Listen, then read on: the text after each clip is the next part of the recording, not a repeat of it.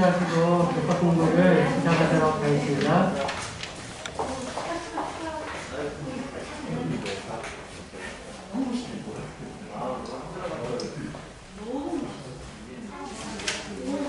네, 저희가 3기 오늘 마지막 안식일이에요. 그래서 이 하나님의 선교에 참여하는 기쁨 이렇게 해가지고 선교에 대해서 저희가 이제 3기에 배웠는데 뭐 구체적으로 이렇게 좀 선교에 대해서 저희가 좀 많은 생각들을 하게 하는 그런 내용들이 많았던 것 같습니다. 오늘은 마지막 이제 그 내용인데요. 믿음의 전쟁 이렇게 되어 있습니다. 기억절을 잠깐 제가 읽어드리겠습니다. 너희 안에 이 마음을 품으라. 곧 그리스도 예수의 마음이니 그는 근본 하나님의 본체시나 하나님과 동등됨을 취할 것으로 여기지 아니하시고 오히려 자기를 비워 종의 형체를 가지사 사람들과 같이 계셨고, 네, 빌립보 2장 5절에서 7절 말씀입니다. 저희가 보면 예수님을 많이 생각을 할 수 있는데 이 기억절 말씀처럼 예수님이 우리를 위해서 얼만큼 뭔가를 버리셨고 희생했다는 것을 우리가 좀 깨달았으면 좋겠어요. 사실 예수님은 그 하늘의 모든 것을 다 누리고, 그죠? 다 그런 하나님과 동등됨, 그러니까 하나님과 동등됨, 하나님과 같은 그런 위치에 계신 분이셨는데 그것을 다 버리고 어떻게 보면 인간 세상에도 그런 일이 많잖아요. 사랑 때문에 부모가 자식을 위해서 대신 뭐 이렇게 모든 걸 다 감당하려고 했던 그런 때도 있고, 또 그런 것들이 하늘 예수님의 사랑의 어떤 작은 표현들이 아닌가 그런 생각을 하게 되죠. 그러나 그것은 작은 것일 뿐이고 하나님의 사랑은 우리가 생각할 수 없는 그런 것들이 라는 것을 우리가 깨달았으면 좋겠어요. 그런 사랑의 기초에서 그런 사랑이 우리 마음속에 있으면 우리가 선교를 하든지 일상생활을 하든지 그러한 모든 부분에 있어서 그게 하나의 큰 원동력이 되고 다른 사람과 다른 그런 능력이 되는 것을 우리가 알 수 있을 것 같습니다. 우리가 이제 힘없이 아니면 뭐 그렇게 많은 것들을 할 수 없는 그런 모습으로 보일지 몰라도 우리 마음속에 예수님의 사랑이 언제나 강하게 자리 잡고 있으면 뭔가 다를 것 같아요. 그죠? 단지 우리가 이제 저도 그런 걸 많이 느끼는데 우리가 그렇게 하지 못하는 것 중에 하나는 내가 예수님과의 더 사랑의 관계를 맺지 못하고 그 사랑을 더 생각하지 못하기 때문에 우리가 조금 맥이 빠져 있는 것 같아요. 그런 때가 많이 있지 않나 이런 생각을 하게 됩니다. 그래서 오늘 그러한 그 사랑에 기초한 예수님의 그런 어떤 여러 가지 모습을 통해서 우리가 선교적으로 또 우리가 무엇을 해야 할지 그런 것들을 좀 생각해 보시면 참 좋을 것 같습니다. 예수님께서 제자들을 부르실 때 굉장히 그때 당시 사회에서도 좀 무식한 사람들, 좀 낮은 신분의 사람들, 어부잖아요, 그죠? 어부도 있고 또 뭐 세리도 있고 또 뭐 꽤 높은 그렇지만 사람들이 다 손가락질할 수 있는 그런 위치에 있는 사람들도 있었고요. 다양한 사람들이 예수님의 제자로 이렇게 부르심을 받았어요. 특별히 어부들 같은 경우에는 이제 사실 그들이 뭐 그렇게 어부로 계속 살아도 되잖아요. 어부로 계속 살아도 문제는 없는데 예수님께서 그들의 가능성을 보신 것 같아요. 그래서 그들의 가능성을 보시고 이 사람들이 나중에 어떤 일을 할 수 있을지, 어떻게 변화될 수 있을지를 보시고 제자로 부르셨던 것 같아요. 그리고 또 하나 놀라운 것은 그들이 예수님께서 부르셨을 때 그들의 생업을 다 버렸어요. 바로, 그죠? 그물과 배와 어떻게 보면 가족까지도 이렇게, 그죠? 예수님을 향해서 이렇게 바로 예수님을 따라갈 수 있는 그런 믿음. 그게 참 어떻게 보면 우리가 조금 생각해 보면 이해를 못할 수도 있지만, 그러나 예수님께서 바라시는 그런 것들이 있다는 것을 좀 뭔가 좀 다른 삶에 대한 것들을 생각할 수 있어요. 물고기를 수년 동안 잡았을 거예요. 그쵸? 물고기를 수년 동안 잡고 직업적으로 했지만, 뭔가 도전적이지 않아요? 물고기는 굉장히 많이 잡아봤지만 사람을 낳고 사람 낳는 어부? 네, 그거는 굉장한 도전이었을 것 같아요. 그래서 그런 도전 또 어떻게 보면 가능성 그런 것들을 예수님께서 얘기했을 때 그들이 선뜻 또 예수님에 대한 소문을 듣고 했지만 그것을 따라갈 수 있는 그런 믿음 또한 우리가 생각해 볼 수 있는데 그 제자들 마음속에도 또 다른 삶에 대한 변화에 대한 더 고상한 어떤 목적에 대한 그러한 동기가 있지 않았나 생각됩니다. 뭐 그게 좋았다면 결코 따라가지 않았을 거예요. 그렇죠? 그러나 그 속에서도 정말 내가 계속 이렇게 살 건가 라는 그런 어떤 생각들도 있었을 거라 생각을 합니다. 예수님의 그 말 자체가 굉장한 도전이었고 또 어떤 새로운 삶에 대한 어떤 동기부여 그런 것이 됐을 수도 있습니다. 그러나 어쨌든 그 예수님의 그러한 부르심에 그분들이 선뜻 응하고 따라갈 수 있었다는 것은 오늘날 우리에게도 동일해요. 우리가 어떤 상황, 어떤 형편에 있다 할지라도 예수님께서 부르시는 그 음성은 여전합니다. 그리고 우리가 그게 가능하고 따라가면 우리도 새로운 삶에 대한 그런 어떤 새로운 인생의 목적에 대한 것들이 다시 이렇게 설정이 될 수 있는 그런 것들을 우리가 생각해 볼 수 있습니다.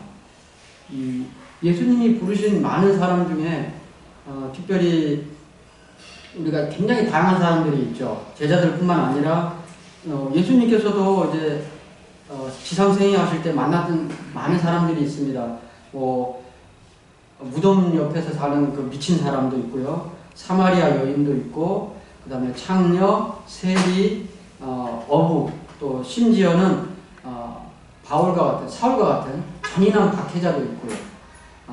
그렇지만 이 모든 사람들이 하나님의 그 택하심을 받고 부름에 응했을 때 그들은 엄청난 일들을 이렇게 할 수 있는 그런 선교사들이 되었습니다.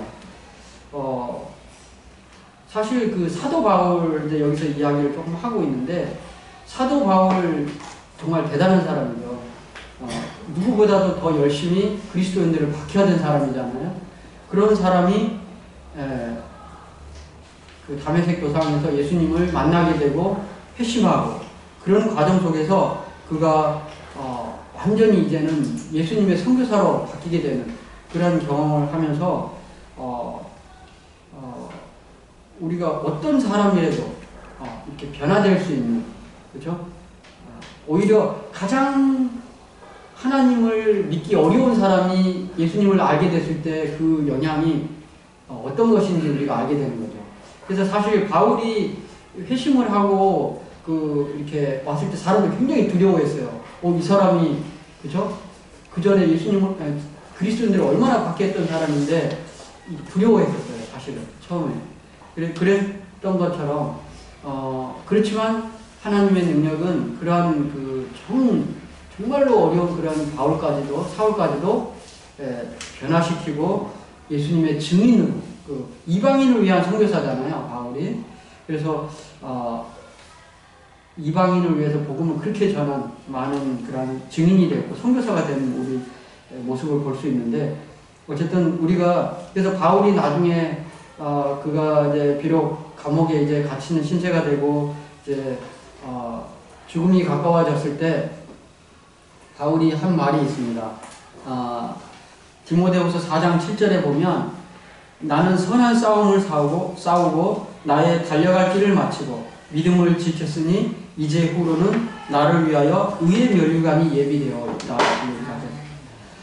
정말 그렇게 많은 선교 여행을 하고 죽음을 무릅쓰고 복음을 전하고 그 고난을 그렇게 받고 했지만 그가 이제 다 모든 것을 정말 믿음의 선한 싸움을 싸우고 달려갈 길을 다 마치고 믿음을 지켰다라고 이렇게 고백할 수 있는 그런 마음, 참 멋있는 그런 삶이 아닐까 생각합니다. 우리도 오늘날 내가 만난 하나님을 증거하실 수 있습니다. 우리가 증인이잖아요. 증인이에요.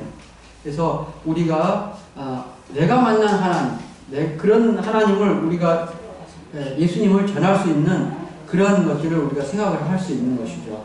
그래서 우리도 바울처럼 그런 고백을 할 수 있으면 참 좋겠다 이렇게 생각을 합니다. 베드로가 예수님이 십자가에 달려 돌아가실 그 마지막 때 3번 부인을 했죠. 그렇죠? 그 마지막 잡히시는 밤에 베드로가 예수님을 모른다고 3번 부인해서 저주하고 이렇게 부인을 했는데, 예수님께서 이제 다시 부활하셔가지고 그 바닷가에서 다시 베드로를 만났을 때 이 예수님이 베드로에게 물어보신 질문이 있어요. 내가 나를 사랑하느냐? 진짜 민망했을 것 같아요. 그 마지막에 예수님이 그렇게 도움이 필요하고 뭔가 마지막에 그렇게 경고를 했는데도 내가 그렇게 모른다고 했던 그것이 얼마나 마음 아픈 그러한 것들로 자리 잡고 있었을지 생각해 볼 수 있는데, 어쨌든 우리가 예수님께서 다시 한번 부활하셨을 때 딱 처음 물어본 게 그 얘기예요. 내가 나를 사랑하냐? 내가 나를 사랑하냐? 그것도 3번씩이나 물어본 거예요. 우리가 그런 상황에 있었다면 얼마나 마음이 뜨끔했겠습니까? 그렇죠? 네. 근데 예수님께서 그렇게 물어보신 데는 뭐 이렇게 진짜 막 뭐 이렇게 찌르고 싶어서 아니면 그런 마음이 아니고, 정말로 그 3번의 그 부인했던 그것을 예수님께서 하나하나 3번을 물어보시면서 용서해 주시고 사랑으로 그것을 다시 한번 회복시켜 주시는, 베드로의 믿음을 회복시켜 주시는 과정이 있어요. 우리는 잘못 생각하면 예수님이 그렇게 베드로 마음을 아프게 계속 이렇게 3번씩이나 물어봤을까? 이렇게 생각할 수 있지만, 그 3번의 부인했던 베드로의 마음속에 다시 3번의 용서와 회복과 믿음의 다시 세워주시는 그러한 예수님의 모습을 우리가 볼 수 있는 것입니다. 그래서 그렇게 말씀하시고 마지막으로 말씀하신 게 내 양을 먹이라 이렇게 이야기하시죠. 우리가 예수님을 사랑한다는 것이 어떤 것일까? 우리가 뭐 사랑한다, 우리가 뭐 믿음, 소망, 사랑 이런 게 많이 있지만, 사랑한다는 게 뭘까 이런 생각을 많이 하게 되는데, 그 중에서도 정말 이 사랑이라는 것은 우리의 행동, 그렇죠? 말과 혀로만 사랑하지 말고 행함과 진실함으로 하자, 이렇게 요한일서 3장 18절에 말씀을 하고 있습니다. 우리가 진정한 사랑은 말만 하는 게 아니고 행동하고 진짜 우리가 헌신하고 더 베풀고 그렇게 하는 게 정말 우리가 사랑하는 그런 것들이 아닌가 생각을 하게 됩니다. 예수님께서도 그런 것들을 많이 이렇게 강조하신 것 같아요. 저도 이렇게 신약 성경을 쫙 읽어보면서 굉장히 이렇게 마음속에 좀 와닿는 부분이 뭐냐면, 그때 당시에 예수님 말씀에 정통한 사람이 많았어요. 그렇죠? 바리새인, 율법사들, 서기관들, 유대인들이 많았는데, 그러나 예수님께서 오히려 이렇게 이방인, 정말 비천하고 이방인이고 사회적으로 그렇게 어려운 사람들에게 예수님이 말씀하셨을 때 그 사람들은 바로 행동했어요. 바로 믿고 바로 행동하고 그랬던 것 같아요. 근데 다른 사람들은 굉장히 계산적으로 생각하고 좀 주저하고 뭐 오히려 예수님을 더 이렇게 뭔가 비난거리를 찾고 죄를 지적하려고 했던 것 같아요. 그렇지만 예수님께서는 오히려 다른 사람들은 바로 행동하고 이렇게 믿었던 그런 것들을 우리가 알 수 있죠. 그래서 우리가 진정한 그 사랑은 바로 이렇게 순종하고 헌신하고 또 행동하는 것들이 진짜 이렇게 믿음이 아닌가, 사랑이 아닌가 이런 생각을 하게 됩니다. 어쨌든 우리가 이번 길을 통해서 예수님도 오늘 우리에게 제자들 당시 또 아니면 그때 당시 사람들에게 초청하고 했던 그런 것들이 오늘날 우리에게도 똑같이 해당이 됩니다. 예수님의 그 부르심과 사랑의 그 요구는 오늘날 우리에게 또 한번 도전이 되고 헌신이 필요로 되고 또 그렇게 행동해야 되는 그런 것들을 우리가 생각할 수 있는 거죠. 그래서 우리가 예수님께서 우리에게 뭔가 성령의 음성을 통해서 요구하시고 또 이렇게 말씀을 하실 때 우리가 거기에 따라서 행동하고 순종하고 따라갈 수 있는 우리 모든 교우님들 계셨으면 감사하겠습니다. 기도 잠깐 하고 마치도록 하겠습니다. 교우님들. 하늘에 계신 아버지 하나님, 오늘 그 선교에 대해서 정말 예수님을 사랑하는 것이 무엇인지 또 우리가 어떻게 그 사랑을 보여주고 나누어 줘야 할지 가르쳐 주시니 감사합니다.